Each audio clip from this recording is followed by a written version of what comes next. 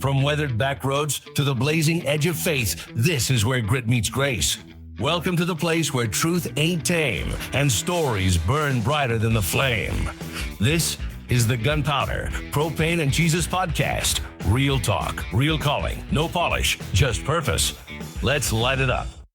And that's our intro. What do you guys think about that? I like it. I think that was actually pretty good. That's the best thing you've done, John. Yeah, Yeah, that was a lot to live up to, honestly. Yeah. Hey, who's that new voice? That is our guest, Evan Schofield. Schofield? Schofield. Like the chewing tobacco. Like the chewing tobacco. There was a gun company at one point. We'll go with the gun. There's a Bible. That is true. Yeah. That'd be the most important. Yeah. Yeah, there you should have go. started with that. Yeah. Yeah. He started off with chewing tobacco. That just And lets he you ended know with how Bible. backwards we are. Hey. Stetson's not allowed to be on the podcast because John kicked him out because he's got to leave early, but he is sitting in for a little while. Well, He's only got to leave early because it took forever to start. man. had we started when we were supposed to start, we'd have had a 2-hour show. I still don't know if it's recorded or not. I'm so scared right now. Oh, God. If I go home and I pull this file and there ain't nothing on it, You're fired. I'm moving. Like, I will not be back. I'm Yeah, done. we'll be done. Just I leave quit. us a list of your equipment. We know what not to buy. Yeah. Yeah. What not to buy from eBay. Hey, you can't talk during the show, brother. We can't hear He's the media guy. you. Oh, he's our He's the media guy. backup He didn't know director. the show had started yet. He'd been here so long. He just assumed we weren't still recording. He's like, they're chilling. He thought we were just testing it. John, while turn was your phone figuring on it out. silent. About to. Is that somebody calling in to be on the show? Yeah, yeah. Yeah, that's our Then first we've got our guest first time calling caller. in. First time caller. It's Evan's dad from Alabama. Yeah. Oh, my Rammer Lord. Jammer, Alabama. So we've got Evan Schofield. He is the youth minister at Victory Baptist Church. We had a good turnout this morning for the Bible study. Yeah, 36. This is my That's it? second time. Yeah, thank you for Yeah. coming. It was I good, really yeah. like seeing your face. I don't know if you don't know who Evan Schofield is, look him up. He, in my opinion, is Abraham Lincoln. He looked just like him. Honest Abe. Yeah, Yeah, I get that a lot. People say I look like him. I think it's the beard shape. yeah. I think Yeah. it's your height, your tall slenderness, The lanky stature. lanky. Yeah. Yeah. I always pictured the beard as gray, though. Yeah. Well, not that you're would too be young for old. that. That would was be old that was the Abraham old Lincoln. Abe. Well, I guess He's I'm the thinking young of old version. man. Yeah, sense. yeah. Yeah. He's the one that slays vampires, in my opinion. Yeah. Like, that's what I see. Early- New age modern twist. Yeah, you not seen that movie, No. Abraham Lincoln Vampire Slayer? That's a Bruce. good movie. Oh, it's No. so good. The book was even better, but the movie was still worth it, man. Oh, yeah. You got an Audible book? Look, I'm gonna be honest with you. If I can watch it on a movie, I'm not reading. I'm the not book. reading the book. Yeah, I don't care how good the book is. The movie's way better, in my opinion. You just know you can't read, man. I can read. I just don't want to read.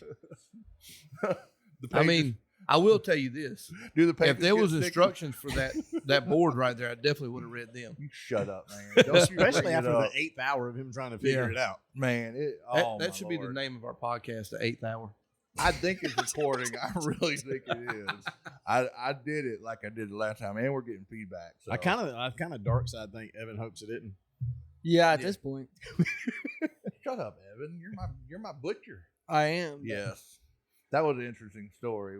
The first time I met Evan, Yeah. you had just drove from The night California. before. Yeah. So I got to North Augusta on like Friday night, and then we met Saturday morning. So did you pick the house and all that? Or Yeah. how did that work When out? we came probably 6 weeks before we moved, and we kind of black ops did a little bit. Like Yeah. we came to Victory, but we didn't say a whole lot. We just kind of came and visited.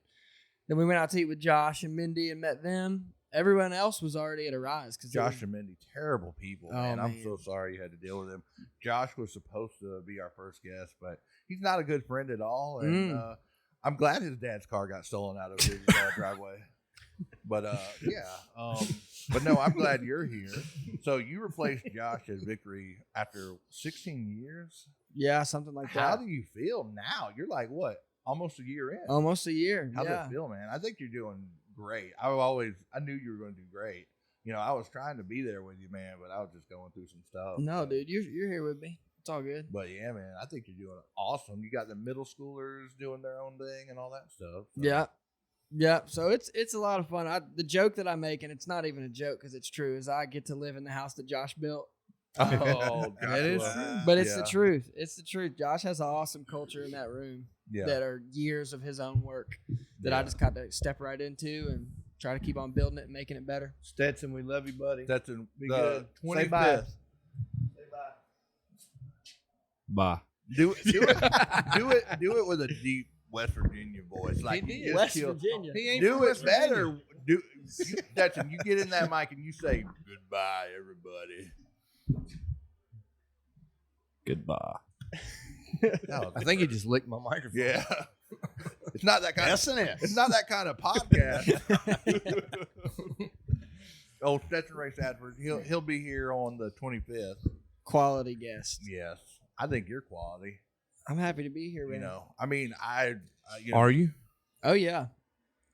I'm Yeah. happy you're here. I was gonna go straight home today and what were you gonna do? put a gate opener on my front driveway gate. Nobody wants to do that. No. When did you Why go- would I do that early in the cool of the day when you I do can it- wait do it till in the heat of the day? There you So I mean, thank you guys. You are fat. You got to Absolutely. sweat some of that Yeah. work off. You Thank you are the guys. fattest man in Augusta, Georgia. Probably. So yeah, if y'all haven't seen him, look him up. He's a world record holder for fat. Yeah. Like look up the F, and he's the first one. But so you drove straight from California. Yeah. How long did that trip take you? So I left there on Monday night and I got here Friday night. He drove straight from Sodom and Gomorrah. You drove the whole night, Yeah. no stop. So the first I No, you left Monday night and got here Friday night. So I left there. I packed our truck. I put everything in. I have like a 24-foot trailer because I didn't want to get a U-Haul and drive my pickup. So I put everything in my 24-foot trailer all day Monday. Put my wife and baby and mom on an airplane, and they flew to my parents' house in Alabama because she was too pregnant to do that road trip. How pregnant was she? 33 weeks when we moved, Good Lord, Yeah. man. So she could have just popped at any moment. and she basically did. Yeah, Cameron came 5 days after we moved. that is nuts. I He- didn't realize that. Yeah, He's such That's a great good-looking- housewarming gift. He was supposed to come 5 weeks after we moved, which felt a little bit close to cut it. But then 5 days was wild. I'm gonna find him a little plastic He butcher said, knife. "Bam, here I am." Yeah. Little baby Yeah. butcher. Yeah. His name's Cameron. Cameron. Yeah. What's his middle name? Wade. Should have been John. But Should have been hey, John. I guess you don't love me like I love you. Well, it was only 5 days into our friendship. That was a little soon. He hadn't had mean- a chance to taste the gravy yet. I mean, it was like a lightning bolt. You know, when I first met you, I don't know how you It was felt. love at first sight for you, Big John. Yeah, I mean, I just thought, it was just. I mean, I thought you were an amazing guy the first moment I met. Yeah. So I didn't want to drive through the desert in the heat of the day. So you drove through the desert in the night. Yeah. So I Does packed the truck does on it Monday. Does it get cool in the desert in the night, like they say? It does, but not in August. I was in Arizona at midnight. My truck thermometer said 101 Good at Lord. midnight. Hmm.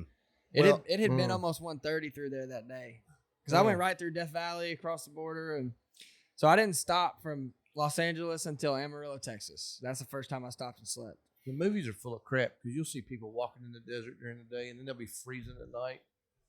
It's 101 at midnight. I don't It'll see get that anybody way freezing. in the high desert Yeah. with some altitude. It'll get that way, but there guess through it's kinda Arizona, there's not a lot of altitude. You're not really up in parts of it, at least where I was at. So when you got to Amarillo, did you sing Amarillo by Texas? Amarillo by morning. So I did. Amarillo. Here's the real story: is I blew a tire coming into Amarillo That's why you stopped. right as the tire stores closed, and I was so ticked off because I was trying to get to East Texas before I stopped. You blew a tire. Yep. Oh no! That's sad, man.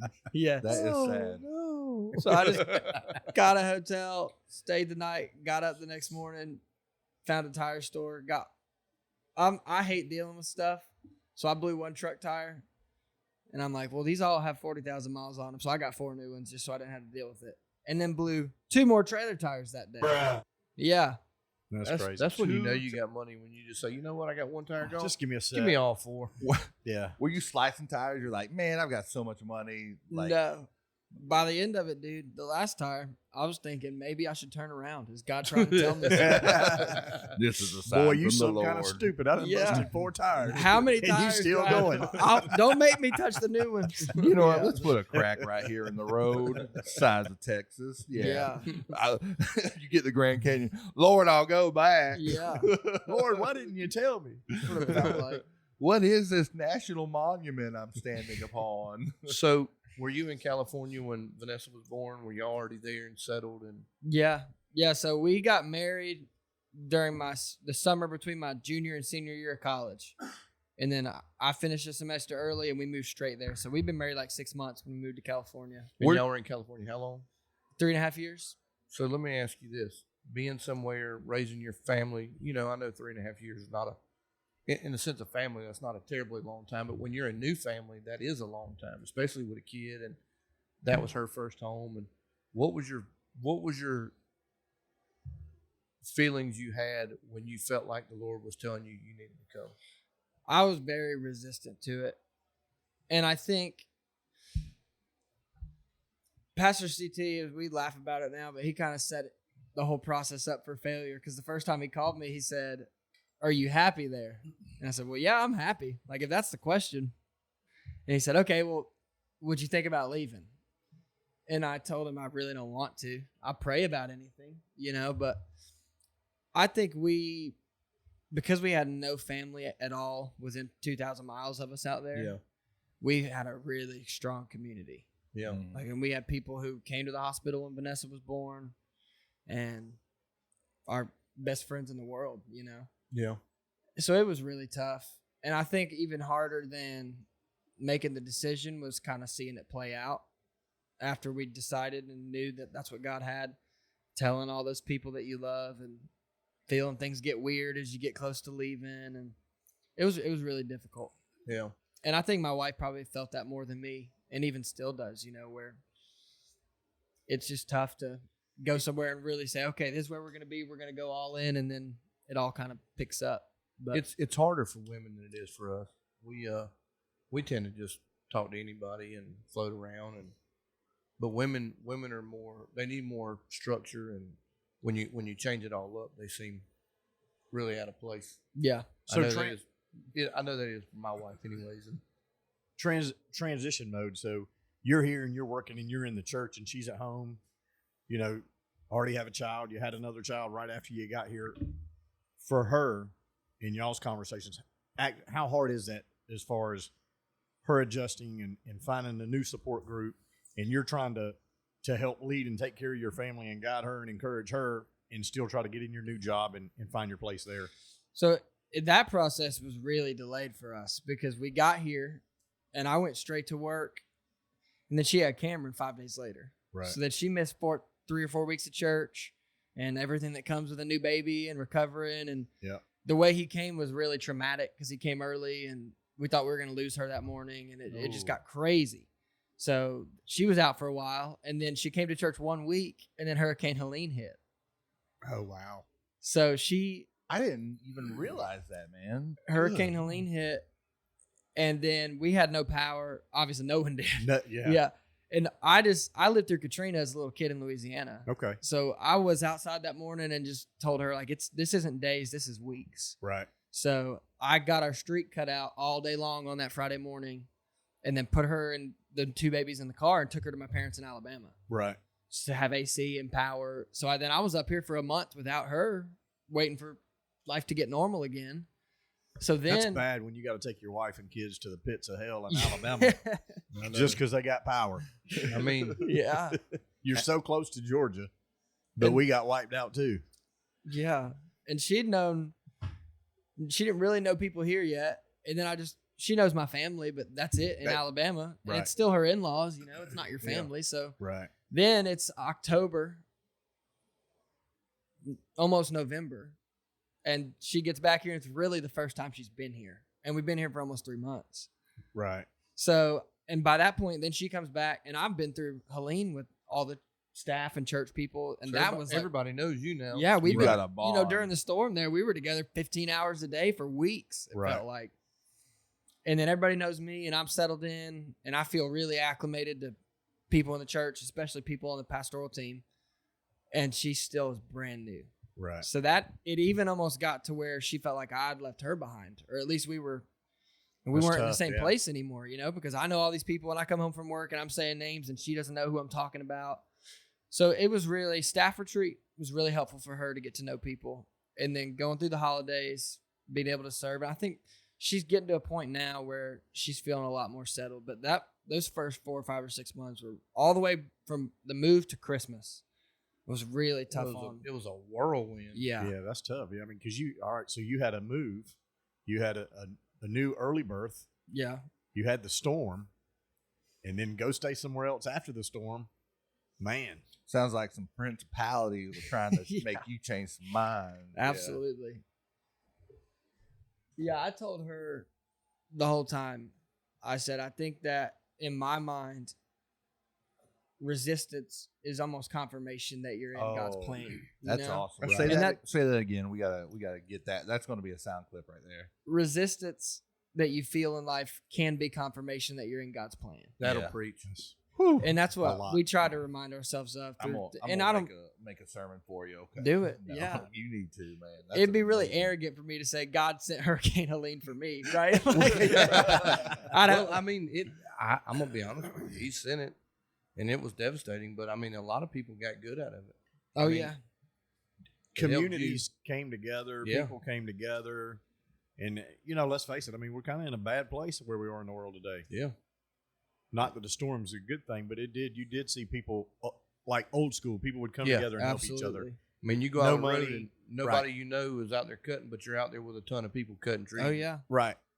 All for the same purpose. Yep. To help everybody. I met so many people on my street those weeks that I then would see and talk to until we moved, But Yeah. like that, I met my one neighbor before that and nobody else. But then that storm hit, and you're borrowing chainsaws and dragging stuff out of their driveways for them, and Yep. So just an awesome story to me from the storm. So we were at my father-in-law's trying to take care of him after his wife and all that passing. So the storm hits, and I'm just thinking it's up there in his area, right? Mhm. So I've got where I worked at the time, 4 stores that I'm over, no power, no nothing, can't get anybody on the phone down there. So I'm thinking, like I'm gonna cut these trees down that are right here in the road at his house, and I'm gonna go to work and check it out and see what's going on. Well, little did I know it was going to take me 6 hours to get a mile up his road by cutting trees. So we started cutting trees, and it's him and his nephew, and we're out there cutting trees in the middle of the road, and then you hear all these other chainsaws start kicking in. So everybody's coming in and cutting, and there's a couple guys with tractors, and just, all they would do, we'd cut logs and they'd clear the road, cut a Yeah. log, clear the road, just minimal, just to get to the main getting road. a lane in the middle. Yeah. Right. So, and it's so awesome. My wife couldn't get a hold of my son. He's back home at our house. Nobody had cell signal. Nobody had nothing. Y'all know that. We've all been in it. And it was crazy because I heard this voice, and I looked up, and we're about 5 hours deep into this. And I look up, and it's my son and 4 or 5 others from the young adults that my son went and picked up or met him at our Yeah. house or whatever, because they're flipping out. They can't get a hold of us because where he lives, it's a lot of trees, and he's thinking the worst. So it's seeing all of them come in from the top side of the road, Yeah. trying to cut down to us too. And it did. It just brought a lot of people together. I think what Bruce is saying is the next time we have a hurricane and we don't see all them teenagers out there, you're just not a good youth pastor, is what I'm hearing. I woke up and our whole backyard was shaded at that house, and there's a window on my side of the bed, and I roll over and just see sunlight, Yeah. bright sunlight. So you slept Uh-oh. through it? Yeah, Bruh. I slept through the whole thing. So I roll over in there. I'm like, what in the world? What is this? So I moved the blinds, and it's just trees everywhere on the ground. Oh my Lord. So I go to the back door, and I can't get out the back door. There's a tree blocking it. I go to the front door, tree blocking it. Get to the carport door and get out. There's nothing on our vehicles, nothing on the house, but everything else is just Around it. So I just start cutting, and I come in for lunch, and Allison's like, where are you cutting to? I'm like, well, the road's got to get opened up at some Somewhere. point. Yeah. So I just kept on working down, and I was using my lawnmower to drag the To pieces drag 'em. out. So I cut them and drag them. And I started with a Sawzall because my dad has my chainsaw on the only week of my life I Life that you needed a chainsaw. So my neighbor comes out and he's too old to use his chainsaw, but he gives it to me. So then I got the chainsaw and the lawnmower. And like 2:00, I get out to Martintown, and I just drive down to Josh Tesh's house on the lawnmower. Just for the same reason. I'm like, I need somebody to check on, you know. So I just go see Josh. Honest Abe on his lawnmower. Yeah. Did you fill it up before you left the house? Yeah, I did. How long did it take you to get from? Is it zero turn? Yeah, How long did it take you? 20 minutes? 30 minutes? probably 20 minutes on the way back, because on the way there I was cutting the whole way, so Yeah. a few hours. But on the way back it was probably 20 minutes. God. Yeah, So you just Y'all's loaded- neighborhood looked like a war zone for it was real. wild in there. Your neighborhood, there's one over here off of Pleasant Home. I can't think of the name of the neighborhood right now. Crofton, Montclair. Montclair. And Walton Way was the three worst The places hill I've there, seen. The hill the area. stuff was Yeah. wild. Yeah. They have a whole lot of like mature trees. So, Yeah. it was nuts. No, they it had- was Christmas before Hammond Hills had the big piles picked up, Yeah. and it still isn't picked up. I but mean, it- I still ride through neighborhoods where 85% of the house still have tarps on. yeah, Oh yeah, and there's I was up in the upstate of Carolina yesterday, and there's still big tree roots and everything sitting on the side of the road. I know one Yeah. thing, when fall time runs around, I'm going to have a massive bonfire yeah. because I've got piles in my yard. I think currently the battle for the human soul is left up to how good your insurance company is. Oh, my Lord. Deal with mine, I swear that them people are straight out of the pits of hell. Yeah. They were terrible. Yours is pretty bad. Yeah, I switched to USAA like right after they paid me out. I'm like, we're not using y'all no more. Yeah. Have a good one. Like, Good thing you got a good friend that looked out I for know. you. I got Clark Home Services. They'll take care of your roof, even if you're real poor. Don't bang on there, Bruce. Gee whiz, that's gonna have to be edited. So It'll you take went 3 days through. to figure that part out. Yeah, no, shut up, Bruce. I'm better on the computer. Just thinking, you don't even know how to use your Android. Gee whiz. So you're settled in now. You Yeah. got a rise coming up. You ready for a rise? I think so, man. so. I heard will say this. A rise is a lot easier than the all-nighter. oh yeah. Yeah, I was telling Allison last night. We were talking about it, and I said I just have to keep reminding myself, like, yes, it's a lot of kids. Yes, it's a big undertaking, but at the end of the day, like, you're taking the teens to camp. Yeah. Like, don't overthink it. Yeah. Like, there's a lot to do, but also I'm such an analytical person and a systems person. With a big trip with so many moving parts, I'll worry about all that and not talk to a teenager all week. Well, if I'm not careful. The systems to get them there. Yeah. Let's get them home. Like, I'll be like, food, dude, Yeah. y'all got to go here, get on that bus, get on this bus, go check in with your leader, and just miss the whole thing. So that's really what I'm worried about is nah. being Listen, engaged with them. Somebody that's being, I know me and John went last year together with the teenagers. You do your job as a youth pastor and be there for them kids. And yes, you're going to have to, Facilitate delegate some stuff. things, but you've got a cooking team. You let them worry about that. You've got youth leaders. You sit down with your youth leaders before you go and say, hey, listen, this is what I expect. And you let them handle it. And you do what you're supposed to do as a youth leader. That's what Josh did. Yeah. Josh would go around. Now, Josh was one of the last ones to go to sleep. He would always go around at the end of the night and just kind of make sure, but for the most part, it was me. It was weird. him just delegating it to the leaders. Yeah. Man, I'm telling you what though, just you came over and preached during the young adult revival, and just watching and listening to some of these teenagers, it's, and you said you're walking in Josh's house, but you're standing on your own. I promise, you're making a difference. Yeah. You're next level. Well, I appreciate it. Yeah, Thank you. without a doubt. So you recently got put on an FBI ban list. Can you tell us about this? Yes. So now we're getting to the nitty gritty. Yes, Oh, I this wanna is hear what about we're this. all waiting for. I This is think great. I'm 80% sure I'm on an FBI watch list right Yes, yes. For what? now. Here's how it happened. Hang on.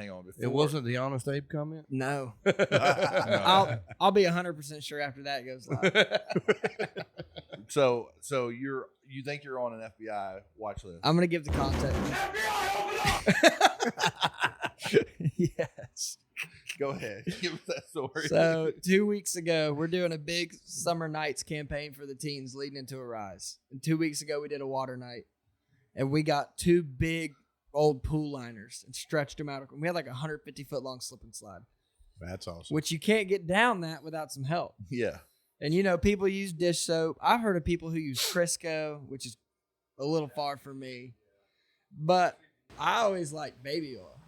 I did. But in high school, we would put baby oil out on slip and slide, and we'd get the old Visqueen billboard signs and stretch 2 or 3 billboards out, and you'd be sliding across the injury lawyer's face, flying down a hill. I can't get past the point of the visual. Hey, do you have 3 cases of baby oil? We're going to play slip and slide. That's exactly how it happened. They're looking at you like they was looking at Diddy. So I'm looking at all these stores. You about to go Diddy it up? And it's so expensive. So I find Amazon has these packs where you can get 4 32-ounce bottles, which makes a gallon or close to a gallon. 32, 64. 112, and the gallon's 128, so almost a gallon. So I ordered 5 of those from Amazon. So I have 5. Carry the one. So I'm a youth pastor, not a math teacher. He was born in Alabama. Take your shoes off. We'll be able to add it up quick. So I just ordered 5 gallons of baby oil from Amazon, and it's so cheap. It was like $50. Did they send you a letter or an So email? I order it. So is this when jury selection's going on for Diddy? Or what? This is 2.5 weeks ago. So in the heat of all the Diddy stuff. So I even told someone, I'm like, everyone's gonna think I'm intertwined with Diddy ordering 5 gallons of baby oil. Jeff Bezos is sitting at your house like, we've learned you have a particular taste, Mr. Schofield. So a few days go by, and it was supposed to be prime shipping, so it was supposed to be there in a day or 2. Yeah. And it's like 4 days, and I forgot about it. I'm like, hey, that baby oil's not here. So I go on my Amazon account, and the order has been canceled. They're just like, no. Where's my baby oil? With no explanation. I gotta have a sound clip for that somewhere. Nope. Nope. So I go to reorder it, and it won't let me reorder it. And I just, they're not letting me. So then I go back to the product page, and the product's gone. They discontinued it. You broke the internet. You broke the Amazon. internet. You Literally. broke what the heck? So I think they canceled my order. And probably, how there's always the memes about like my FBI agent who's watching my phone. Yeah. That's what he was like. Not so fast, buddy. Not today, Satan. He's like, in this political climate, you're gonna order 5 gallons of baby oil. He's trying to save my job. I mean, what were you thinking about? I mean, you got, CT's going through his deal, and then next week he's going to get a phone call from the FBI about his 1-year teen pastor is Diddy-fied. I mean, come on, man. We probably shouldn't say that in the same sentence. Do you know your youth pastor needs 5 gallons of baby oil? He's only got 1 baby. Like, this is raising some red flags, mister. So we pivoted, and I just went and got 5 gallons of Dawn dish soap. Yeah. Dish soap burns your eyes. Yeah. It's in it. Jackson, I felt bad for your son, bro. I feel like every time he went down, he was in the sprinkler after that, trying to get it out of his eyes. So, funny story, you say that. Dawn dishwashing liquid. It doesn't always burn. So if you're with the sheriff's department and you go and get sprayed with OC spray or pepper spray or whatever, they literally, they tell you, hey, put this in your hand, pry your eyes open and rub the dishwashing liquid in your eyeball. This is no joke. It is actually a cooling sensation. That sounds like torture. First-hand experience. Compared to it is a cooling sensation. Wait, compared to repeat mace, I bet it is. I've never been maced directly, but I have been in the vicinity and like instant puking. Bro, it's rough. You know how nose running. On TikTok, I've been watching the crap out of the First Amendment auditors and giving the people the sauce. Yeah. Oh, I love it. Oh, I love it. They get so angry, and they're just like, when they grab that tripod, that's assault, brother. Yeah. It's like, eyeballs. Get back. Yeah. It's Taste the brutal. sauce. I sprayed bear spray on a taco one time. Did you eat it? I can hear it now. You're not a man if you can't eat bear spray on your taco. We were all gonna do it, but after I ate it, no one else No, it's- wanted to eat their taco. My wife wanted to check her pepper spray one time, so she sprayed it in the sink. My son comes in, and I don't know what he was doing. Why is it spicy? He cuts the faucet on it and goes to get a drink of water from the faucet, Oh. and the pepper spray's in there, and it hits him. He gets sick, goes outside, throws up. The next day where he threw up, my grass is all dead. Oh. Gross. So you can handle spice. Well, I didn't very well. that night? I've done that, and I've done the one chip challenge. Oh, How did that go? That's rough. So this is gonna make me sound like a freak, as if the baby oil story didn't. we're that ship is gone. Where I went We're to out college, sea. we had this huge bus ministry where we'd go into Chicago and pick up a bunch of kids and bring them to church every week. And there was this promotion they'd done every year for years called Goldfish Sunday. Where you swallow a goldfish? Yep. So part A of that is everyone who comes to church gets a little goldfish they take home with them. That's cool and normal. Could have stopped there. Yeah. Part 2 is the bus captain will eat a goldfish if however many kids come on the bus. I had a right? quick captain in that day. So I said a number. One I was like- goldfish or one goldfish for each kid on So the I bus? said, I'll eat one goldfish if 40 kids get on this bus. But if we get 60 kids on this bus, I'll put the goldfish onto a one chip challenge and eat them together. No. Oof. And I was like, dude, there is no way. We'd never have more than 30 kids on that bus. Yeah. There were 70 something kids. That day. Oh, man. So I thought I had it all figured out. I had a gallon of Bluebell ice cream like ready to go because I watched the videos on how to survive it. I never even I chewed up that goldfish and never even tasted it. That's how hot that chip was. Really? Like it's like everyone's like, did the fish make it worse? I'm like, it's like the fish wasn't even there. I never even tasted the fish. That is My mouth nuts. shut down. Did you have any like physical like? Yeah, I was like, my vision was flashing and I was sweating like crazy. It was probably 10 minutes of torture. Like, I'd rather die than be doing this right now. Somebody shoot me in the head. And then about an hour of this is really bad, but I can breathe. And then as soon as your mouth gets better, the stomach starts. Oh, I ate that chip and then I ate a whole half gallon of ice cream, because I kept eating ice cream because it made me feel better. And then they started interacting and it was not good. oh, Hey, babe. oh man! Yeah. It was Be a worse case than- of toilet paper in the freeze, please. Yeah, it was rough. So a live goldfish and a one chip challenge. I put him on top of the fish and he like just an hors instantly- d'oeuvre. Yeah, like a he just fancy as meal. soon as he died as soon as he hit the chip, he just quit moving. Really? Schofield can't hold his Scoville. Dude, he inhaled it. Scoville units. Yep, I went to science. You're good. You're bad at math. I'm bad at science. That was a Yes, good sir. joke, though. Thank you, That was Schofield Dum. Scovilles. Oh my lord! You got to have the drum track. Come Oh, on. hang on, I got it. Come somewhere. on. Hang on. I just know saw it's it in too. there. You're making me nervous. Hang on. It must be Where is you, it? Evan, because I mean he screwed this whole podcast up from the get go this morning. I did I'm not, sorry. man. What kind of magical hold do you have on That's- John? Look, he said it was love at first sight. That's that Yeah. Man Crush Monday. Oh, You said man. lightning bolt. Look, it carried over to Friday. Wow. First kiss Friday. That's what I meant to play earlier. I couldn't find it, but I do have a drum roll somewhere just for you. Oh, man. John, what you what is gotta it? get- 4 you gotta get million more- Scoville heat units. Something like that. Every year they come out with a new chip. That's crazy. It's crazier, apparently. This was like 2022, I think, 2021. When did COVID happen? 2020. Was it? Yeah, it was Yeah. March of 2020. Yep, that's right. Because 19 is when C10 then came here. Man, that's messed up everything. A whole Yeah. lot. Well, messed up, made better, made worse. It happened my sophomore year of college. How old are you, Evan? 26. Good lord, you look so old.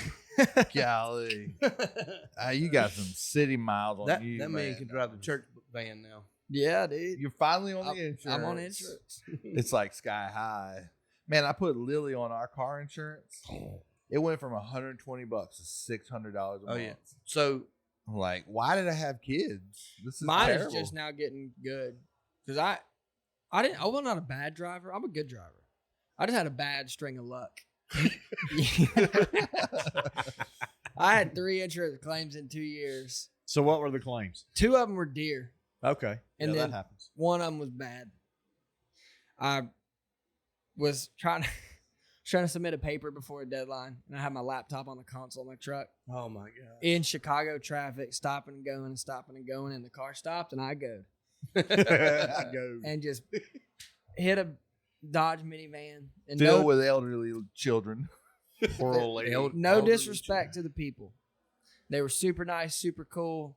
It dented in the minivan door and it shattered that window. Uh-huh. Cops in Chicago, they wouldn't even come. So we drove to the station, got a report. They're all good. A week later, my insurance company calls me. They're claiming max bodily damage. They claimed $10,000 of property inside the vehicle was damaged. What do they have in that thing? Nothing. There was nothing in the car. They just went to work on us. You didn't take pictures or nothing. No, I mean I had pictures of the car, but not the inside. So, yeah. And It's they a good both- rule of thumb. I was in the collision industry for 30 years. I've never heard anybody say take pictures Yeah, of the inside contents. because they're like $10,000 worth of stuff got broke, and I was rolling 10 miles an hour. Like, but hey, there's nothing you you can can take do pictures after. of anything the eye can see nowadays. And Yeah. the police report said they weren't hurt, but well, you can always feel bad the next day, so there's nothing they can do about that. sometimes So it takes 2-3 days for it to kick they in. maxed out my coverage. by So the rule time it number was all one. said and done. Tint your windows dark, Yeah. so nobody Yeah. can take the pictures. And then say you had 20 MacBooks in there. Well, I had all my computers in there. Yeah, We were going everything to the they shop. owned was in their minivan. Apparently. We had a Ferrari. That's where in John the got trunk. this board from. Shut your mouth. Rexsale.com. Yep. eBay.org. Yeah, I didn't go the real this one. board may have been in their van. That's how it got I think it was. damaged. That's how I got such a Small good world. That's how you're the first guest, because you and that board have a connection. Yep. Dude, we've been traveling. The through life Lord to brought this y'all point. together like That- all four of That them board has tires. screwed you more than twice in your life. Then and today when it started 3 hours late. You shut your mouth. You're gonna have to get a new sound guy. Hey, it's better than last week. yeah. I will say, well, that's we got to be determined to make sure it's recorded. I think it's recording. I'm getting lights and everything. Oh wait, Yeah, but we didn't start till after this time last week. That's true. Shut your mouth. It was like 11. Evan ain't got nothing to do. He's just a stinking youth pastor with Yeah, two man. kids and a wife. Friday's my off day. Oh, this is it. And Yeah. he still got up early to come be with When us did this you morning. get a front gate, man? My new house has a front gate. You got a new house. Yeah, we're not there at What? where you moved to Sin anymore. Why haven't I been invited to the? You new scared house?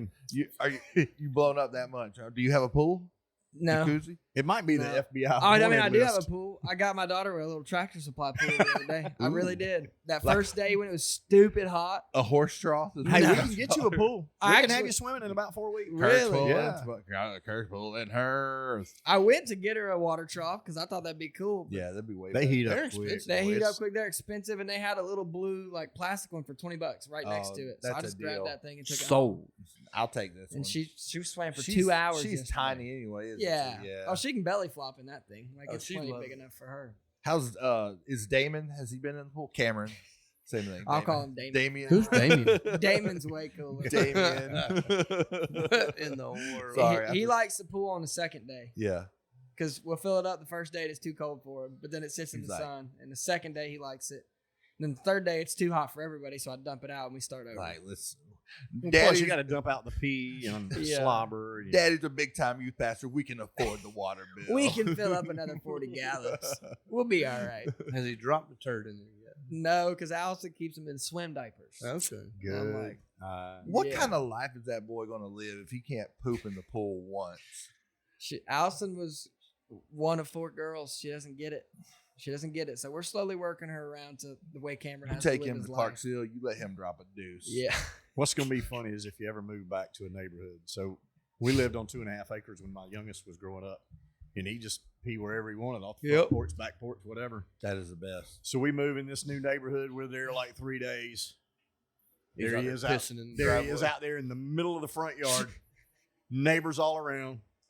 Waved as the car as it goes by, and he's steady peeing. I was like, son, you can't.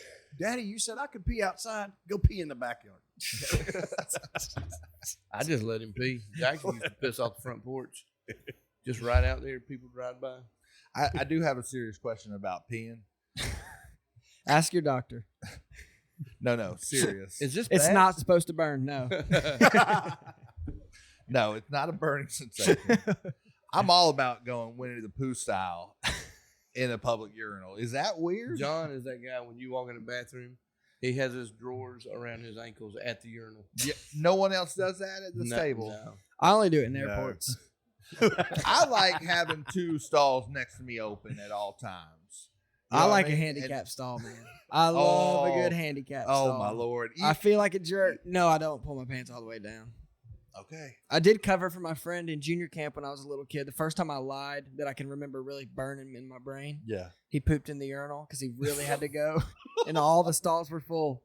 And he was, a little second grade boy. He just panicked, pooped in the urinal, and we all lied for him. and the camp was hunting us down, So bro.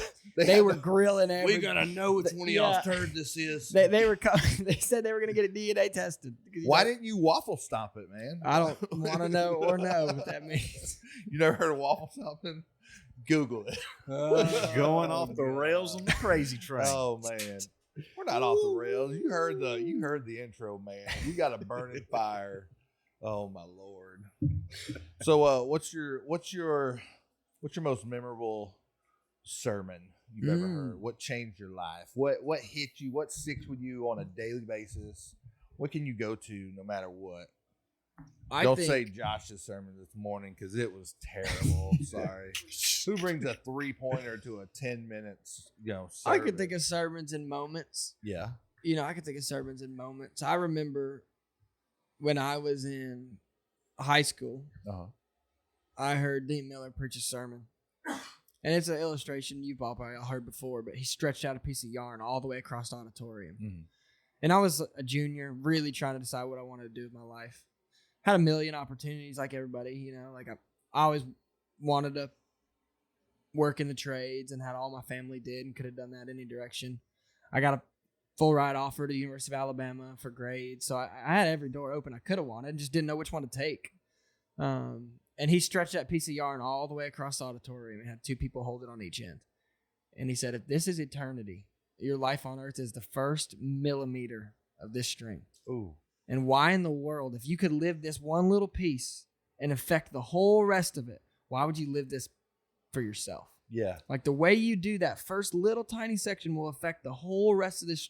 And seeing that stretched out was so impactful to me. Yeah. That's good. And I think that really is the moment. Not that I necessarily said, okay, I'm going to be a youth pastor, right? That was years later. But at least the moment where I said, if God could use my life to do something that'll impact eternity, not just for my string, but for somebody else's, right? Yeah. Then I'd let him. If he could use me like that, then I'd let him. Yeah. So that was really impactful to me. You got to take that ball of yarn and do the same thing, but do multiple strings off of that, man. Yeah. And get them teenagers to hold it. Stretch it that'd off be- the side. That'd Yeah. be beautiful. Good Lord. So that was a good one.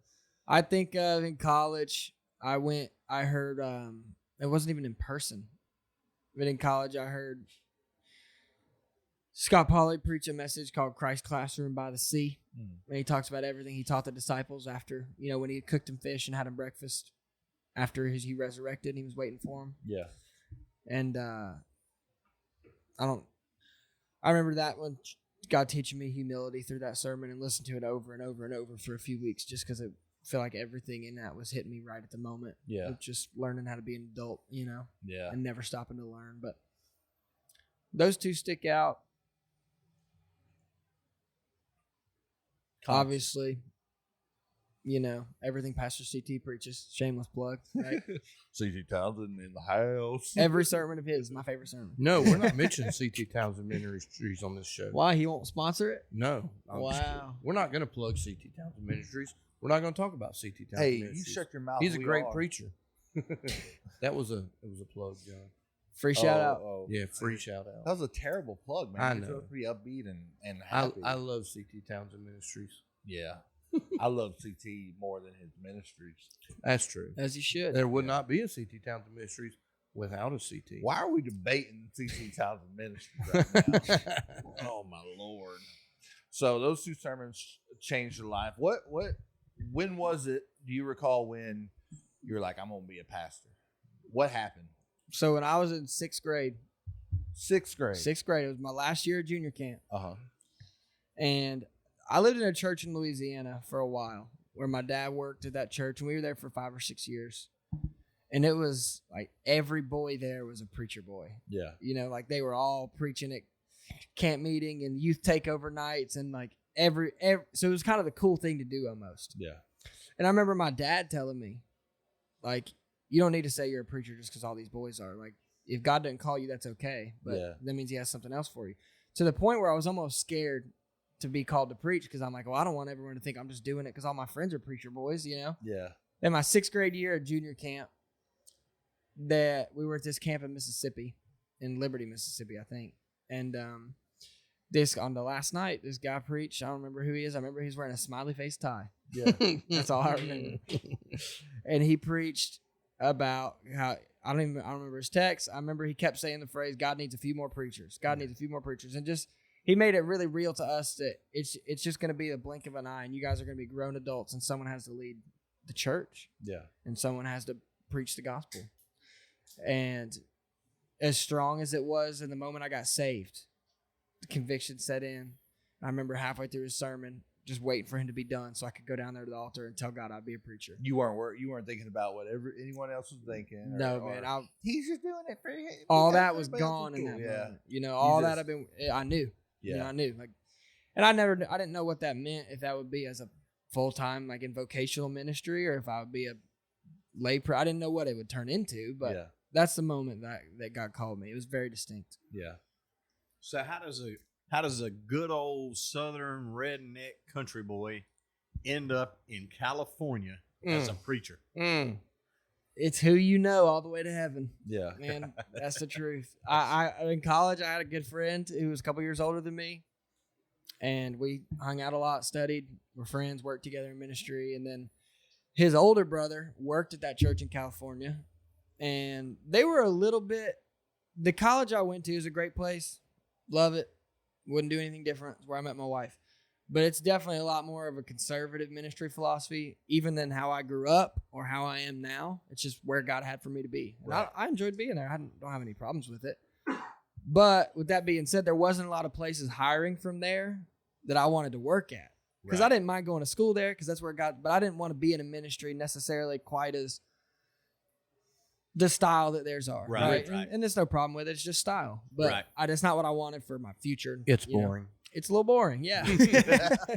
I'll say it. So I was like, well, if I'm going to go work at a church, it's going to be from someone I know from before. Right. Because the people who come here looking to hire people, we're probably just not going to fit. They're not going to want me any more than I'm going to want them, you know? So let's just say you're born in an SEC state. Right. And you just like being loud. Yeah. Yeah. Yeah.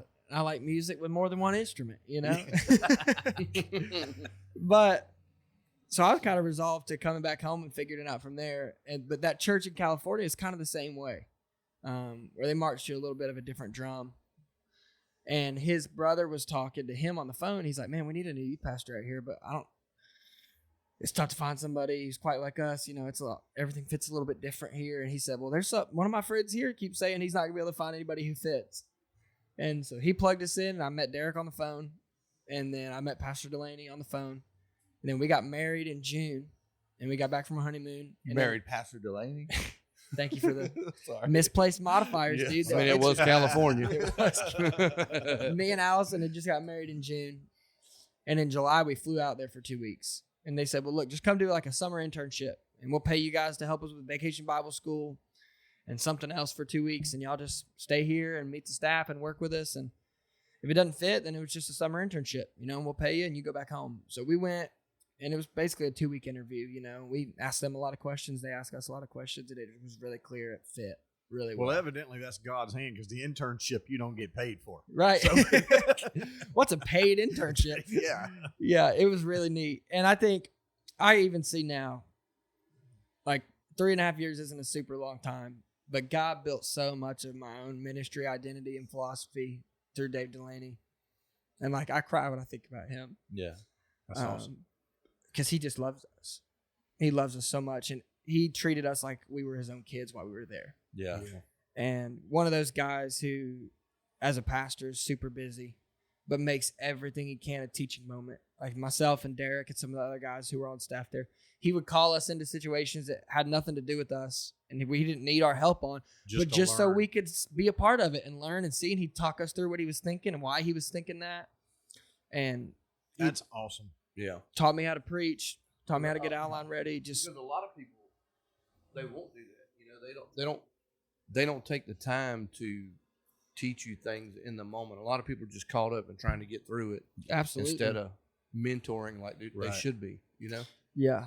And I think he pastors his family really, really well. I think I learned more about family from him than anything while I was there. Right. But also the staff. Like he starts top down really clear, where he pastors his family before anybody. And then that staff team, he's really intentional with teaching and growing and investing. and then it trickles down from there. So That's right. yeah, and I'm sure the older I get, the more I'll appreciate those years. But even now, I can see so clearly, like, it feels a little bit when we were out leaving there, like, God, why'd you even send us here? Like, we should have just went straight to South Carolina because we just came out here and made a bunch of friends, and then now we're leaving them.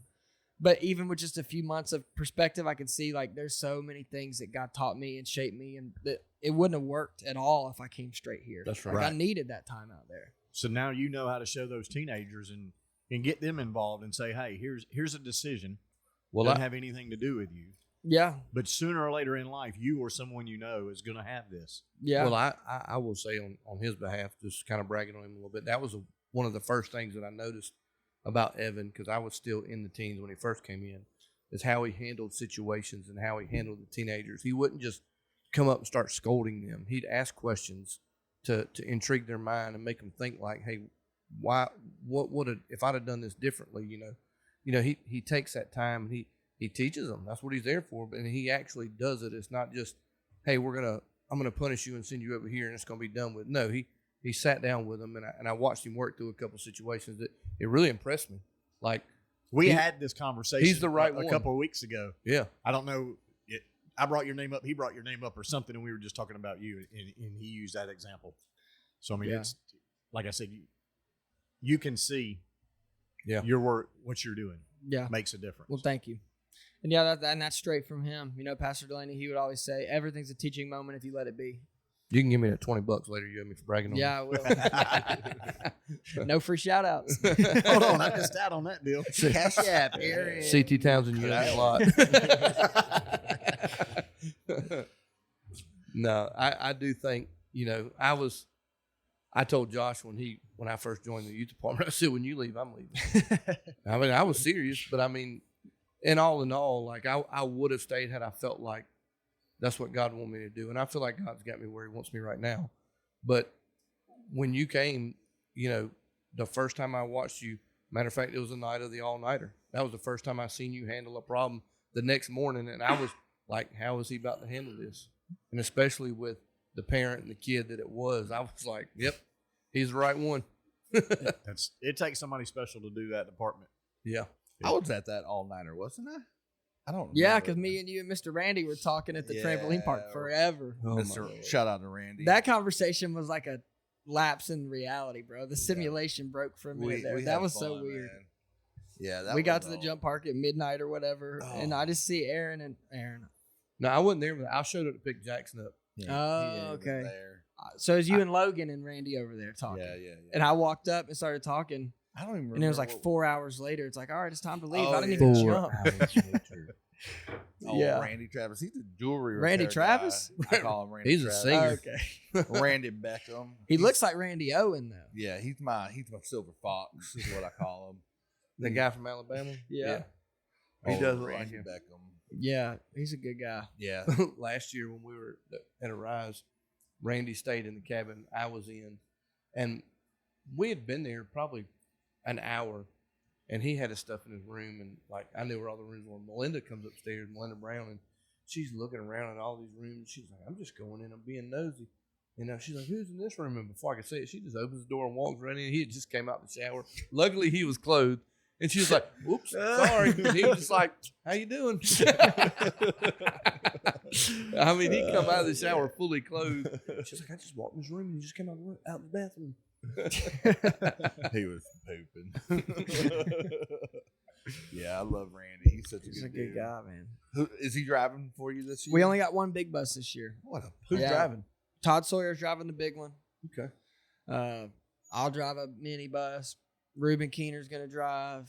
Mitch Alsobrook's gonna drive. nice. So how many teenagers do y'all have going? We're just crossed 140 registered.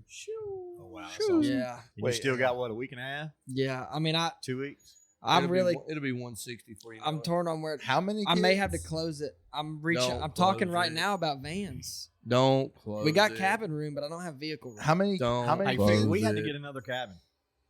I'm calling, and I'll drive to Atlanta to rent a van if I need to. I just got to find a van. There's a place, and I'll get with you. There's a place in Charlotte that will actually deliver them here. Oh, really?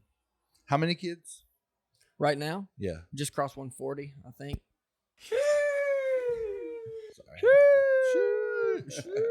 That's a lot, man. Yeah. 140 kids. Well, 140 in the group. Oh, okay. So that's probably 115 kids. And That's then- still a lot of kids to supervise for leaders. Yeah. Yeah. Especially in their age group. Is it a good mix, or is it like a lot of young kids? What are you feeling? It's a really good mix. I think it's pretty representative of the youth group because honestly, right now we are through the spring. We were within 5 or 10 of each other in junior high and high school. Yeah. Really? We That's were pretty running right close, about yeah. 50 to 60 on both sides, both every night. Really? So yeah, 'Cause I always felt like it was more middle school. Me too. But I guess me too. But that's 6 to 8, and then 9 to 12, and we'd be we're really between 50 and 60 in both groups all through the spring. And that's crazy because I know the last couple of years there's been a large graduating class come out as far as with the young adults growing. Yeah. From the people coming up, so that's This That's year surprising. we got more 6th graders coming in than 12th graders going out. So that's that's awesome. the way it should be. Yep. Is there a normal time frame that a youth pastor usually stays at a church? Like, The is there a normal one is ratio? really short. It's really sad. like Yeah. 5 years. Yeah, the normal one for a youth pastor, I don't want to say it out because I don't know. It's 5 years or less. Yeah. Like because I think we got to a weird place, and especially like American ministry culture, where youth ministry was like a master's degree. Yeah. It's like this is what you do after you graduate until you're ready to pastor. Yeah. And I'm not saying that's bad, but it's probably not a mindset that makes you the best youth pastor you could be. What Yeah, is yeah. your like? If you had to say right now, eventually, what is your passion? What you feel like God's going to lead you to do eventually in life? I think that I will pastor for sure, or not for sure. Nothing's for sure. I think if pastor a church, it probably in my future. I hope. I pray. Yeah.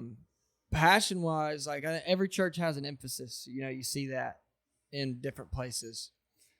I think the emphasis in that all flows from the pastor's heart, right? What's important to the pastor will translate through and be a part of the culture of that church.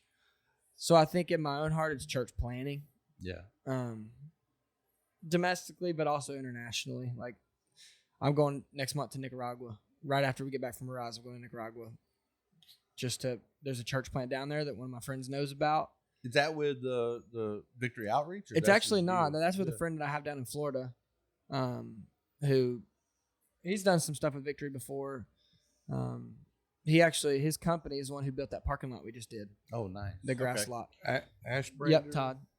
So he's going, and they've worked down there before, and there's some church plants they help support. So he asked me if I wanted to go and preach. So that's what we're going to do. So I think church planting. Before we came here, I thought that's what I was going to do. I thought I was going to be in California with Pastor Dave for however long God had, and then when I left there, it would be 20 miles down the road to plant a church in Southern California. Yeah. And even when I went there and for that internship, I told him that was my heart. And from the get-go, that was kind of our plan. He's like, well, you can stay here, help me learn, and take care of these teens, and eventually we'll help you plant a church here in Southern California. And you may go back to Southern And California. and that's what he said when I left. Like I said, everything being a teaching moment. But I think you're in the right ministry to get you out there and get you connected. Not saying Absolutely. that Right. that guy out there didn't have a lot of connections, Right. but I mean, obviously CT's got connections everywhere. I feel like For sure. Well, if you do leave soon, I want my gravy boat and my butcher knife back because I'm still paying on them jokers, man. I'm not leaving soon. the Goodwill's got him on a payment plan. Yeah, Goodwill. I love me. It's some funny. Goodwill. Same place he got that. That's Every why it few wasn't weeks. working. He had to call and make a payment so they could release it to work. That's what the holdup was. Yeah. Send me a video next week. I'm gonna add some stuff to it just for you. Yeah. So me Yeah. and Aaron also, we had the conversation, with you being here and what you're doing. Good for you, fearfully for us, at Victory. They were blessed with Josh being there for so long. Yeah. It doesn't happen. That you know what I mean? So I think that's why it's where it is, because you had the longevity of that. For sure. And then see you coming in and doing the next step and climbing that stair and doing better and building better and not better for the Lord, not better Right, individual, for sure. but and that's a fear. It's great for you and great for the cause of Jesus, but kind of selfishly, man. Yeah. how long do you think he's going to be here? Yeah. I feel like Pastor started that conversation after he posted that thing a few months ago. Everyone thought I was leaving. He posted whatever he said with "You'll pastor one day," and they're like, "Did you just get fired?" I'm like, "I think so." But it just Baby oil. Just the FBI. He caught wind of the baby yellow order. It was what is it? Premonitions or prophecy? From Yeah. the Lord? And I think I can't, just like in California, I can't make any promise about how long I'll be anywhere. And that there's some fear in that for me too. Oh yeah. Well, you got to up and move your family. You just moved across the country. For how long? Nobody knows. Yeah. Yeah, but I know this. Like, I think that what God's doing in my heart, and especially in our teen leaders and even our teens, like, I think that He's setting up something that we're going to be able to be a part of. Oh yeah. I mean, I don't know feel how like- long that means, but I don't think that I'm a bridge, or I don't think this is a stopover for me. Or I'm a bridge. I don't think this is a bridge or a stopover for me. Right. You're a building block. Yeah, for absolutely. sure. Yeah.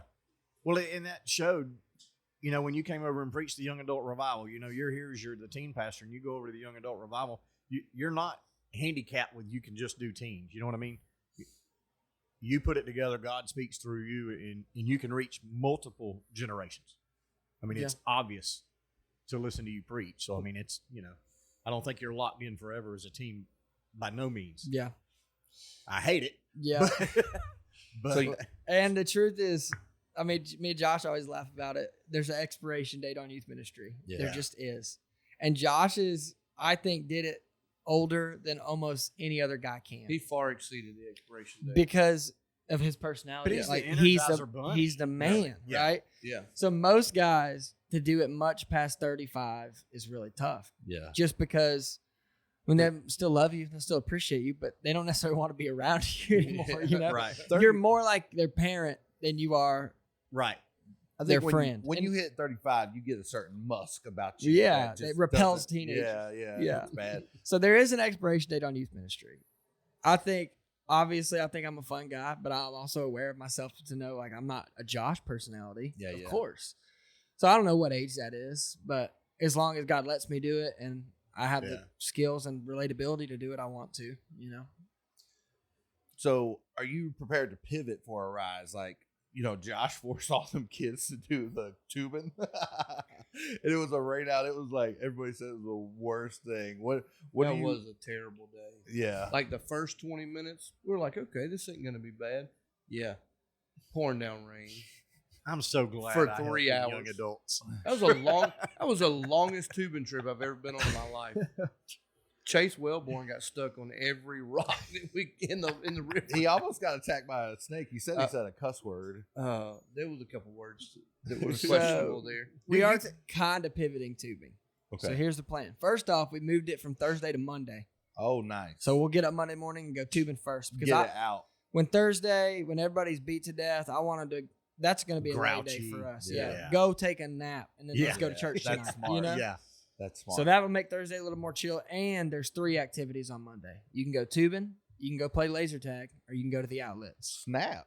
That's cool. And for all the kids who the way they complained about tubing, I thought nobody was going to go tubing. Majority and of them still, signed up for 75% tubing. of them are going tubing. Yeah. That just goes to show you they don't know what they Yeah, want. we got about 15 going to laser tag, about 15 going shopping, and everybody else is still going tubing. So we'll have fun, but we'll do it. We'll get to town Sunday night, then we'll get up Monday morning and go tubing first thing. Cool deal.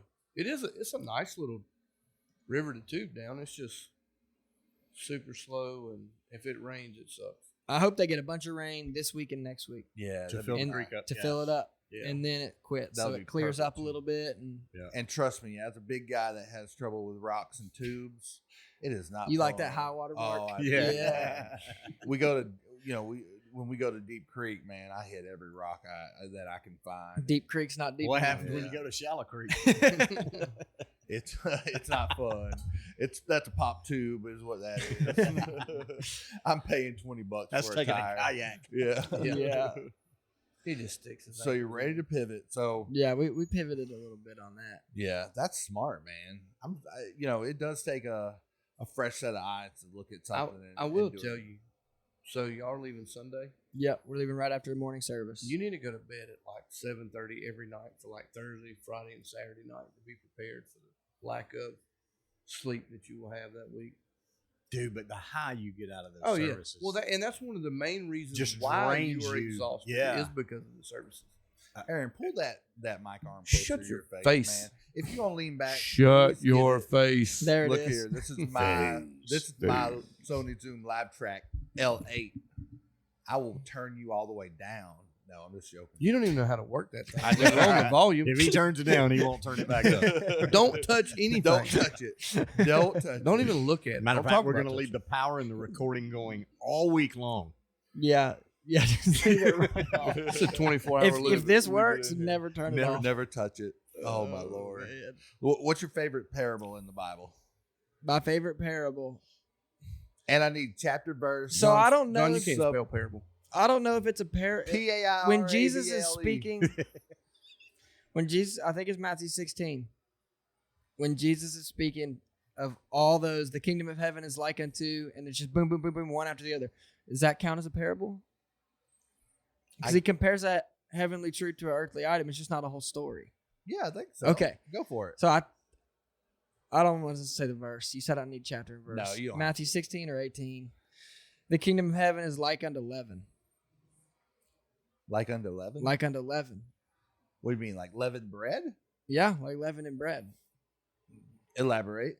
I don't feel like So, I've heard this one. I'm an action guy. Okay.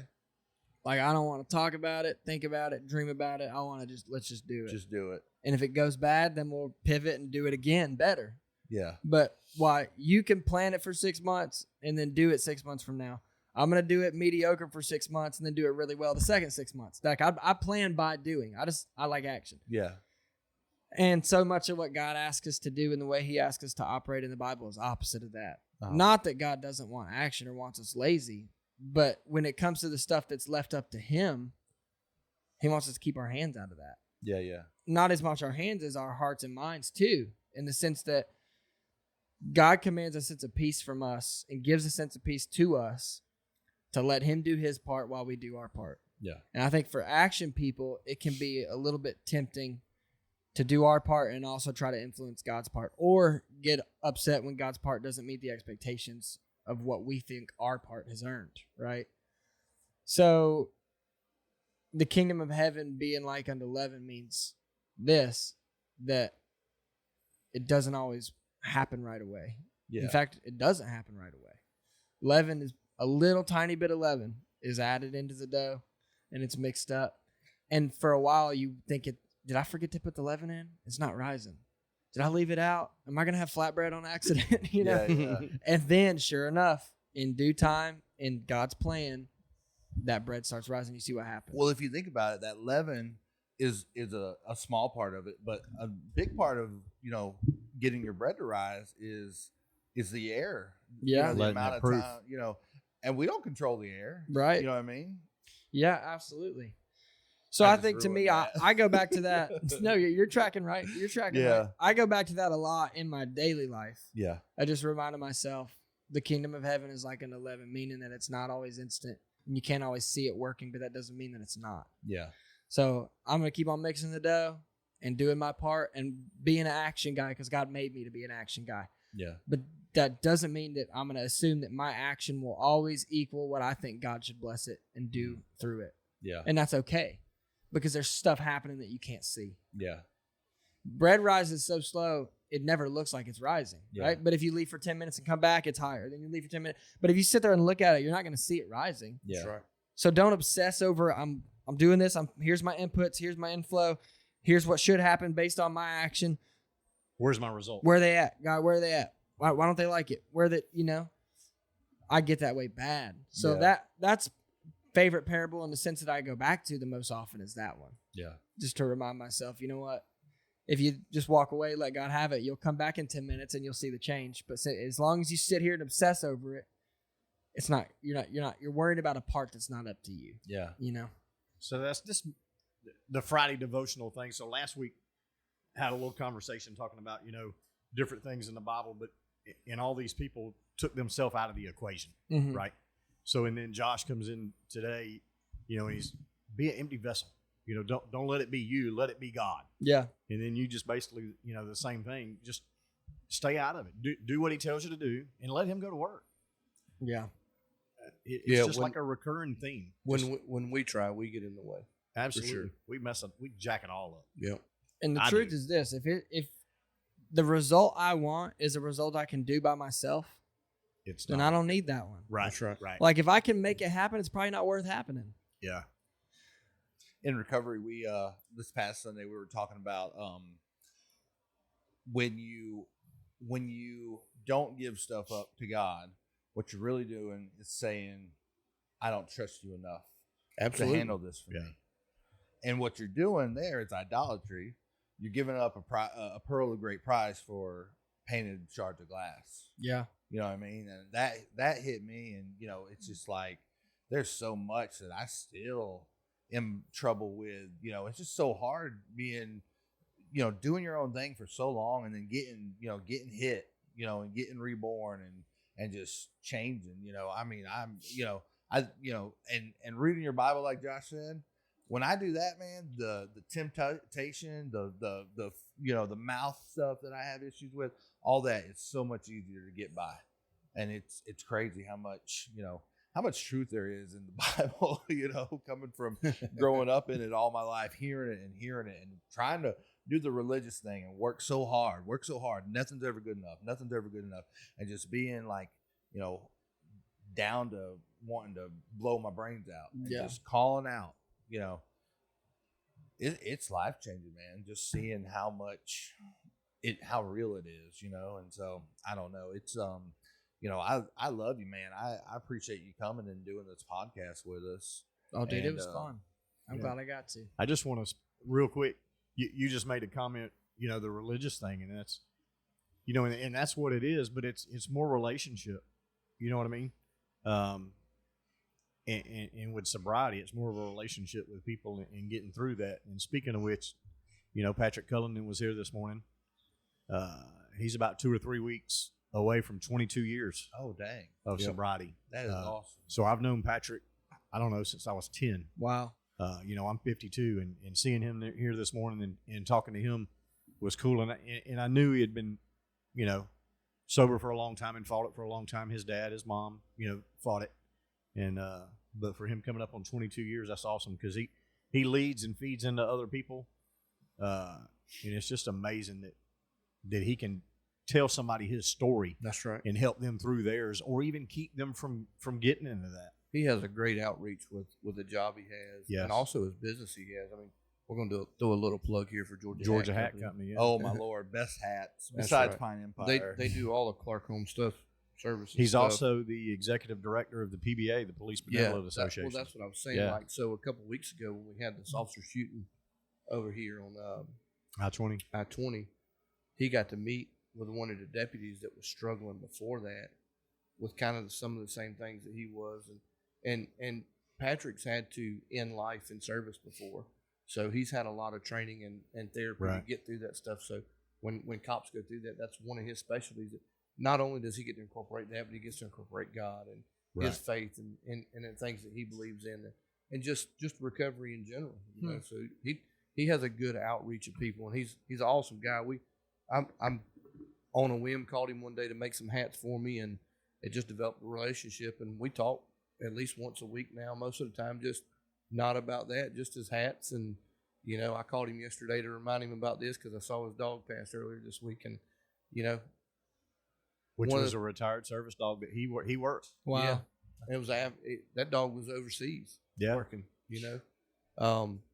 But one of the things we talk about a lot is being intentional. You know, I seen that, and I lost one of our dogs 2 years ago. It was our first dog we ever bought as a family. So it was important to us. You know, it was the first animal that Jackson and London and Alex ever had as a family. And, you know, and I know what that means, but the Lord just said, hey, call him and check on him. Yeah. You know, and relationships develop off stuff like that. I mean, we've seen Jacob's testimony from one person reaching out to him about better man, sending a text. And, you know, just over the past couple of weeks, I've heard so many testimonies about, hey, if you didn't answer the phone, that was going to be the last one you know, John, you, much like your situation, you know, if the Lord hadn't reached out to you and Seth hadn't worked with you like he did then, you wouldn't be here today. Seth. No, that was Shamar. I'm That was sorry. Shamar. I'm like, Yeah. what? But I called on the Lord. I didn't call on the church. but there's so many people, and fortunately, I'm in a pretty good spot. But there could be that one day. Man, you don't never really think about how many of these young adults and teenagers and kids are going through this. Yeah. Just with the young adult revival, there was 5 different individuals stood up in front of the congregation. Hey, like you said, somebody reached out to Jacob, and Jacob said, that's probably what turned me around, because if I went, that would have been it. Yeah. One text, one phone call. Yeah. I mean, there was a girl in there. What'd she say? 9 years old. 9 years old, 12 years old, 15 years old, and 17-year-old. She tried to take her life. It didn't work. And I mean, at 9 years old, I'm riding my bike. Yeah. You come home when the street lights come on. That was the only fear I care had in in the the world. was the street lights. Right. I better be in the house so them joggers come on. So what's actually going on in their minds, man? It's phones, internet. There's so much stuff out there, cyberbullying, and they feel like they got to be somebody they're not. Yeah. Well, it's hard as an adult to deal with it. as a person that's experienced it firsthand, my mom tried to. She took a whole bottle of pills when I was 13, man. And one of the first nights I went to 180 recovery, we were going through the, like going through and listing like what's hurt you, what was your part in it, all that stuff. I brought that up because I've always struggled with not feeling loved. That's why I'm such a people pleaser. That's why I do stuff that, doesn't come from me necessarily. It's from a need Desire. to be feel loved and feel appreciated, feel smart, because, growing up, I was always told, y'all don't know my dad. He was, he was totally different. I knew you did. Well, yeah, but he was totally different Old at Bill. church than how he was at home, growing up, especially when he got laid off. And, back then growing up, if you weren't a provider, you were nothing, and so he took a lot of that out on us. And then, finding out my mom, when she took her life, I had no idea that she had been sexually abused by her dad since she was 11, and then I just built this hate up, and I was like, I didn't want to feel like that anymore. And so one night in 180, Adam Sellers tells me, John, I love you with all my heart, but what you were doing was being selfish. I said, what? Selfish? I wasn't selfish. My mom, and I could have taken that and just been like, no, this is stupid. But I sat back. That hit me so hard, and I thought about it, and I had no clue what my mom was going through that night. We get the call, that she's being rushed to the hospital. They're pumping her, stomach and all this stuff. And I'm just like, I had no clue how much hurt she had in her by her own father, And it's funny how the devil will use what your parents have dealt with to put you through too. Absolutely. On a whole different level, Yeah. And it's just, man, it's crazy just to think how good God is to take something that should be terrible for you, and just mold you and change you. You know what I mean? And I'm way far from perfect. I mean, trust me, I'm never going to be a saint or anything like that. But man, it's so amazing thinking of God's grace. And I love the story of Jesus, when he is feeding the 5,000. And who's the first apostle he goes to? And Andrew, I think. Is it Andrew? And Andrew, I should know that, but I don't. I don't know. Andrew, he's thinking like a human would. He's thinking logistically. He's thinking out of reality that's in his brain. We ain't got enough to feed us, let alone the rest of Yeah, the like we can't afford it. I think he brings up money. Yeah. He's like, we can't afford that. And then the second apostle's like, he's just new on faith. He's like, you're going to take care of it. You know what I mean? And I'm just like, man, I want to be that second apostle so much. Yeah. And we'll plug those. We'll put those in post. But no, man, I appreciate you coming. It was Thanks fun, for man. being Yeah. our our first guest, and Hey, it's all uphill from here. yeah, that's awesome. No, it's gonna be you're gonna be our pyramid. Look, with me and John at the reins, we'll be at the bottom of the hill forever. Yeah, we'll be here forever. But Oh, it's fun, man. you got some you got a gate to put up or something? Yeah, or I'm putting a closer on my gate, so it automatically. you'll be able to push the button in the truck and it'll open. Can't hide money, you know. I'm telling you, man. Like Yeah. I'm trying to figure out how to get on that level. What do That- they that- like? I tried to get a job the other day as a simulations director, and I mean, I'm maybe I need to be youth pastor. I don't know. That's called church card. The church needed a gate closer. My name's Evan. I came from California. I'm pretty good with Photoshop. This gate closer was actually 45 Bibles. Send it to Nicaragua. Just as a little word of encouragement, Edward. yeah, keep going. You know, be intentional with those kids. I mean, we never know what they're going through. You know, all we know is what they show us. You know, most of those kids. I mean, outside the ones we really know their family, you know, we don't know what home looks like for them. Yeah. And just be intentional. Keep doing what the Lord's telling you to do. I think you're doing great.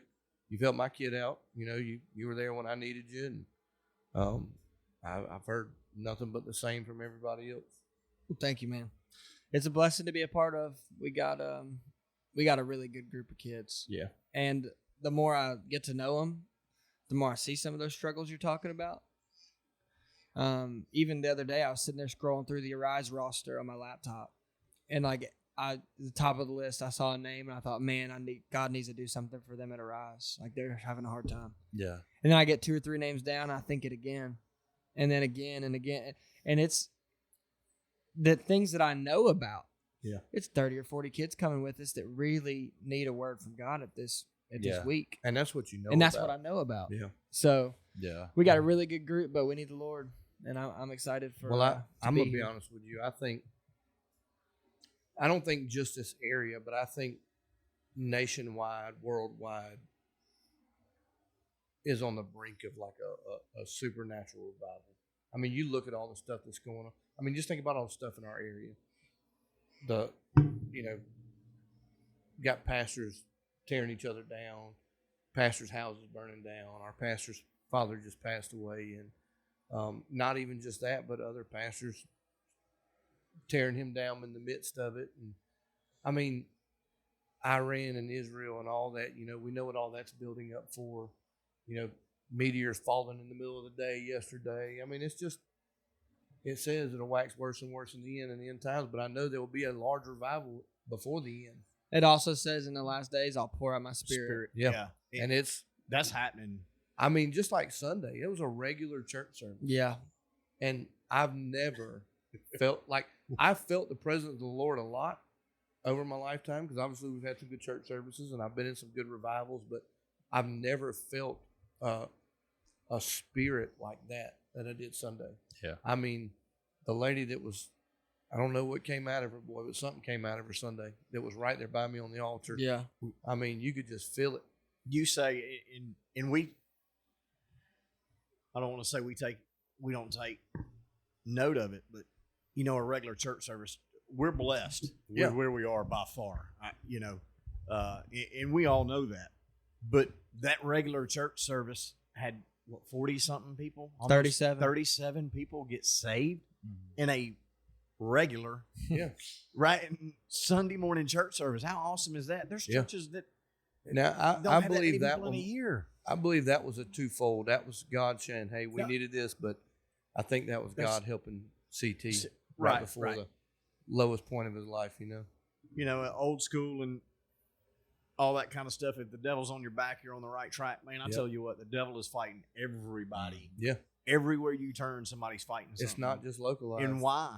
The devil knows what's going on. Yeah. He knows more than we do. Yeah. But he knows something big's fixing to happen, and he's trying to tear it down before it does. Yeah. You know, and that's just our job is to keep moving. Yeah.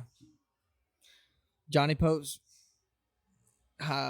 landmark sermon, right? No time to get wobbly. Yeah. It's no time to Johnny get wobbly. Will he be in a rise this year? Yeah. Yep. He's always. He's a fixed staple. He's Oh, a yeah. fixture. Yeah. He's a rise staple. Yeah. A lot of those kids are like, he's going to preach on sex. I know it. So we need two things from you, Evan, before you go. Okay. One, can you please do your famous 4 and 7 years ago speech? Our forefathers. Sorry, that wasn't funny. Yeah. You're Abraham Lincoln. No, leave us with a word of encouragement. Something 30 something seconds. on your heart. No, you get 45 seconds. Okay. I'm No, tired of Aaron setting John a time frame. can't control that, so he don't get to make any calls. I do. Is that from when I say the first word or from right now? Because I got to think for a minute. When First you word. say the first Okay. word. First word. All right. We'll give you 30 seconds to think about it. All right. We'll just talk about, hey, Aaron, you going to get some new hats from old Patrick? He does a great job at Georgia Hat Company. So let's do this. We need to sit down and we need to design a hat We are sitting Oh, down. we got it. for Friday. Did you see the? Before while you're thinking, No, that, I'm not we're on gonna, the in crowd. We're gonna plug. Oh, we're gonna plug Friday mornings at the shop right here. No. We're gonna plug Gunpowder, Yeah. propane. No, and that's the name of the Jesus. podcast. But I'm saying You can't The brand breakfast. Bible study. So Yeah. yeah. Come to Yeah. the gunpowder breakfast. I was like, No, wait a so- second. Hang so on. every Friday. Bring a lawn chair. so every Friday morning at 7:00 we have a breakfast, and then we have a 10-minute devotional, and then we have some time in prayer. Welcome to any man. If you got a son and you want to bring him, bring him. I think it's great for our kids to see Don't bring Damien. that. Who's Damien? Oh, wait. What's his name? Raul. He's trying to think. Leave him alone. I can't remember. Did you say Cameron. Raul? Camden. Cameron. I didn't know you had a man. He's Wait. thinking son. around. I have an Raul. uncle. I have an uncle named Raul. Oh, well, He's there married you go. in, but we Did love you him. say Candle? Yes. His Cam- name is Candle Schofield. Listen, Cameron. you're not allowed to say his kids' names Sorry. anymore. But seriously, I think the Lord's working in this little. I'm not going to call it a ministry. I'll just call it It is a ministry. a fellowship. But I mean, last week we had 40 men. This week we had 36. We're still missing a few of our regulars. They're on a big job that's wide open, and they got to close it in before the rain comes. So, I mean, we would have been well over 40 today. We'd have been well over 40 last week. And it's not a numbers thing, but I think the more people that come, the more God will get spread. And Yeah. especially with men that go out into the world every day and work. you So know? this thing just happened. So Aaron's got a business. He just rented this shop, and it's no disrespect. It's just a building, wood. a shack. It's basically hollow inside until this happened, right? So It's a husk. one of his workers said, "Hey, we need to do a morning devotion," and that's how it started. What, 6 weeks ago? This is number 6 or 7. Yeah. So I mean, and you're at 40 people that a couple of weeks ago they did a little Facebook post, hey, come join us, and it's a word of mouth thing. It's Yeah. not an organization, it's not a donation. It's some people have given and donated food because there's people that come in and cook breakfast every morning, and you go and get breakfast and you're getting eggs and bacon and sausage and biscuits and The best grits the you best will ever grits you eat. can get. Thank But I mean, it's not just, hey, you get one piece of bacon or you get a biscuit. I mean, it's a full-fledged Yeah, breakfast. Nobody puts a limit on it. I mean, we're going to ask you not to take the whole pan and sit Right. down Be with it, respectful of others. But I mean, Yeah. it's Shamar took the leftovers down to Garden To to the mission, mission. yeah. Yeah. I So, love that guy. I mean, Shout out Shamar. This is a shout ministry. out Shamar. Yeah. Yeah, I mean, I don't. We didn't do it for a praise from Jordan or myself or anything. I mean, it's what we felt like the Lord was telling us Right. to do, and I'm just doing it for a place to do a podcast. and I'm cool with that. I'm just joking. But as long as you keep making grits, He's got to practice I and love learn it. somewhere so he can get a real job Shut at your it one day. mouth, Bruce. and I mean, like I said this morning, I mean, if each man goes out and he encourages his family, Yeah. and if his family is not already saved and they were to get saved, and everybody's got 2 or 3 people in their household, that's 100 people right there. And then if those people go out and reach 2 or 3 friends, that's 200 or 300 people, and then just grow that. And that's what the Lord commanded us to do: go out and spread the word. And by spreading it to 40 men in the morning, Right. you're spreading it to more people eventually. And if it never gets past 40, I'm okay with that. If God tells me next week, hey, you don't need to do this no more, I'm okay with that.